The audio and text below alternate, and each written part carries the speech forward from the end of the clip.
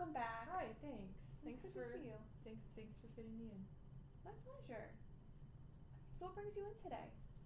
Well, Oh, and before we start, I just want to remind you that anything that you say in here is going to stay in here. okay. So some of the exceptions to that are if you're going to hurt yourself or if you're planning to hurt someone else with intent. Okay. I love that my therapy dog gets along so well with you. She is such a sweetheart. So what brings you in today? Well, we talked before about some religious trauma in my past. And I'm a little concerned about that with a meeting that I have coming up. I go to a fairly conservative congregation that's not really open to perspectives other than the ones that they're used to.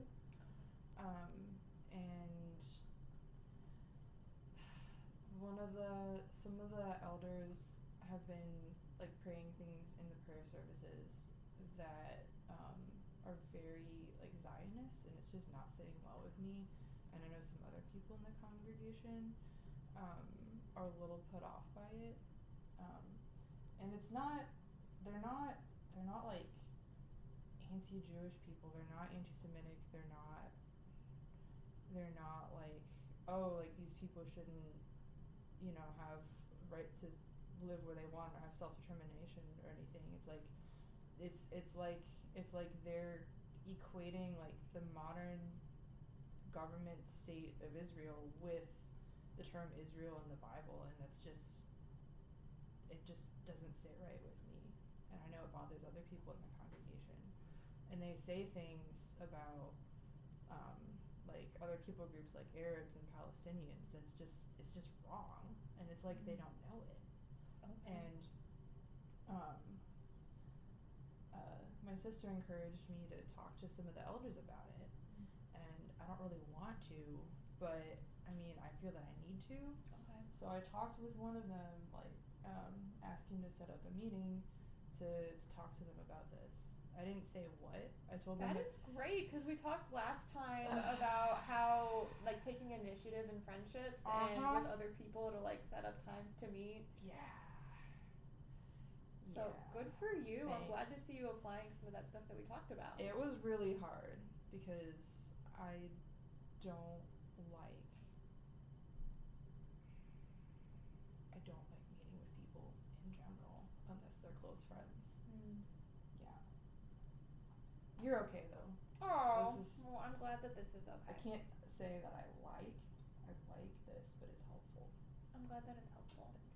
Yeah, so I'm concerned that they're just gonna like brush me off and they're not gonna listen because in the past I've like grew up in like conservative churches, and I've talked with conservative people, and they just don't listen to anything that I have to say because I'm a woman.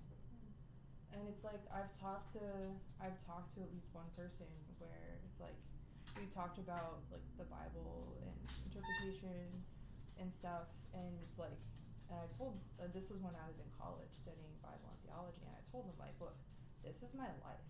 This is what I do every day. And this guy was like, well, I'm a landscaper and I've been reading the Bible every day for 17 years.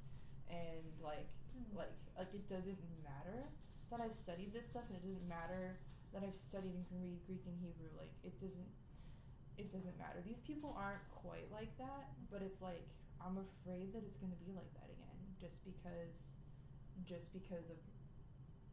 of who I am and the type of body that I was born into. And I'm glad that they're like willing to meet with me and like listen and stuff. But I'm just afraid that they're gonna blow me off, or just not listen and just shut down what I have to say and just be combative, or just completely dismissive, which I think would be even worse. That's an understandable concern, especially with the things that you've experienced growing up. Thanks. Yeah, I imagine that would feel very frustrating. Yeah. And that there might be a lot of worry going on. Yeah. And it's like I'm afraid, like I'm a little bit afraid I might like lose my temper at them, which hasn't really happened, but it's definitely more often than not when I will leave and like walk away in the middle of the service because of something that someone says, like in a leadership position about this stuff. It's like they don't care or realize that tens of thousands of people have just been murdered. Like, that would be very frustrating. Yeah. And I see why you would want to bring this up to them. And I'm really concerned that I'm just gonna like forget myself and my language and use strong language that they're not gonna find acceptable. Okay. Because it can be really cathartic for me, but I know things like the F word used as an intensifier can be really like offensive, insulting to people, when that's something that I find to be an appropriate intensifier when we're talking about senseless loss of life and things like, you know. Yeah, so I see your concern there. So what I'm hearing is that you're afraid that you're going to lose your temper, and what that might look like is you saying some cuss words. Are there any other aspects of losing your temper that you're concerned about? Like, what would that look like for you? It might. I haven't really lost my temper since I was a kid. Okay. I've been really angry before, but I've also been really good at controlling it. But my version of controlling it was just bottling it up. Okay. And like maybe going for a walk. Okay. Which sometimes just isn't enough. Yeah. And I don't know what it would look like if I lost my temper. Okay. Other than like maybe using intensified language. Or like just leaving, just walking away, because I tend to like when I get really activated I tend to just leave the situation if I can. Okay. Yeah. Would it be okay if we worked on some like grounding and coping skills to help try to like lower your body's response to anger? Because anger is a healthy emotion and a healthy thing, but often in situations, especially when we're confronting people or people in leadership, it has to be very controlled, especially as a woman, because you can be seen as being too much in your emotions, which isn't fair. No. So have you seen guys get angry? Is it okay if I share with you some strategies to help maybe lower your heart rate, steady your breathing, and that can help calm your nervous system response, provide more oxygen to the brain so you can be thinking more clearly within these situations? Oh, I never thought about that. But yeah, sure. Okay, so one thing that I tell a lot of clients to do, it's called box breathing. Have you ever heard of that one before? No. Okay, so I like to do it with a visual, because I work with a lot of kids sometimes, but I think visuals are super helpful. Okay.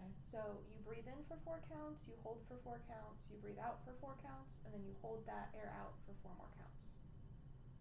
Okay. Okay, so would you be willing to try it with me? Yeah, could you like draw a picture?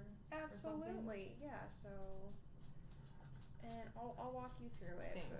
But So that was a little vague and abstract. a little vague and abstract, you're right. Alright, so I want you to take a deep breath in.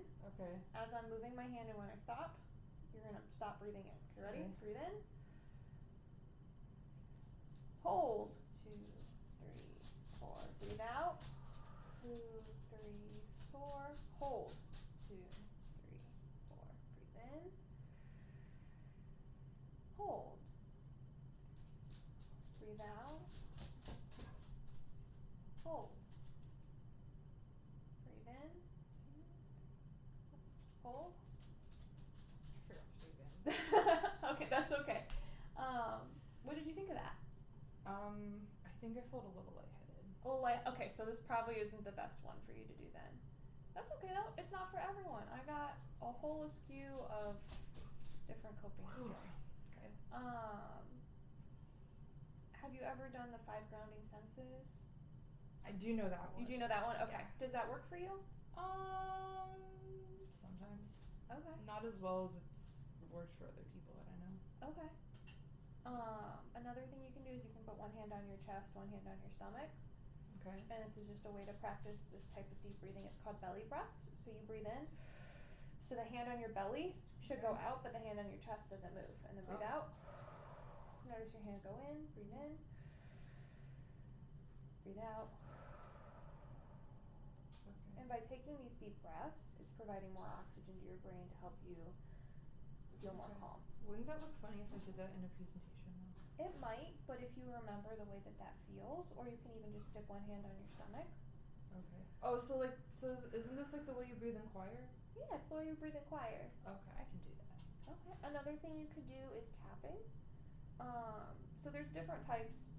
You might be thinking of the tapping where you like karate chop different parts of your I was body. thinking like tap dancing, honestly. Oh, no, not tap dancing. So what you can do is anything that's bilateral stimulation. That means both sides. Okay. Oh, okay. So our brain, it's in two different hemispheres. In your body, it's also split into two halves. So if you do anything across that line, maybe it's tapping from one leg to the other. Okay. Shifting your weight, maybe going back and forth, that can help you feel more grounded, process through situations. Cool. Okay, I like that. Yeah, another thing you could potentially do is think about like how you want to style your hair that day and what you want to wear, which may sound very vain. Yeah. But think of it like you're putting on armor.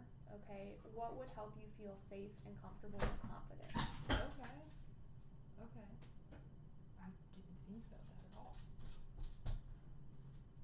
So maybe you have like a really comforting vest that you like to wear. That might help you feel more secure.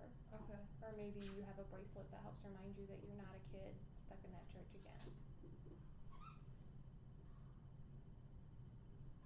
Thank you. I wouldn't have thought of that. Thank you. That's a really good idea. Do you think any of those are strategies you could use? I think definitely picking like my clothes and hairstyle intentionally is a good idea. I like the deep breathing. And the bilateral movement because I can like tap my toes or like drum my like legs or whatever. Yeah. It's a good idea. Thank you.